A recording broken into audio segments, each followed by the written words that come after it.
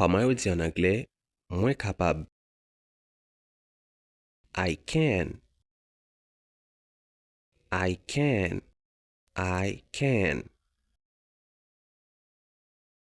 Mwen pa kapab. I can't. I can't. Ou bien on kapab di I cannot. I cannot. Mwen ka fel. I can do it. I can do it. I can do it. Mba ka fel. I can't do it. I can't do it. I can't do it. I can't do it. Mwen ka pale. I can talk. I can talk. Ou bien, I can speak. I can speak. Mba ka pale. I can't talk. I can't talk. Ou bien, on kapab di I can't speak. I can't speak. Mwen ka chante. I can sing. I can sing. I can sing. I can sing.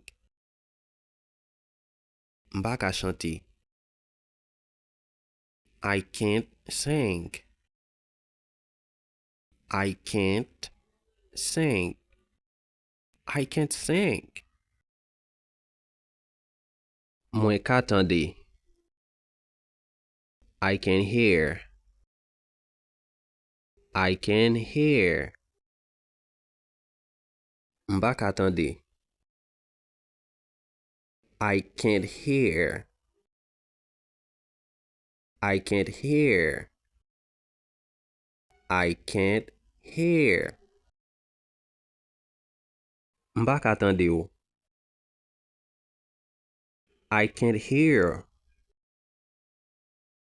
I can't hear you. I can't hear you. Mwen ka we. I can see. I can see. Mba ka we. I can't see. I can't see. Mba ka mache. I can't walk. I can't walk. I can't walk. Mba ka dormi.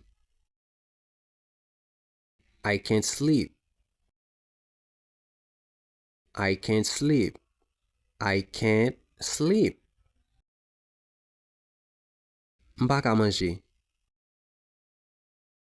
I can't eat. I can't eat. I can't eat. Mba ka tan. I can't wait. I can't wait. I can't wait. I can't wait. Mba ka kouri. I can't run. I can't run. I can't run. Mba ka respire. I can't breathe. I can't breathe. I can't breathe. Mba ka ekri. I can't write. I can't write. I can't write. Mba ka jwen. I can't find. I can't find. I can't find. M'pa ka bwe. M'ap tan repons sa nan espace commentaire.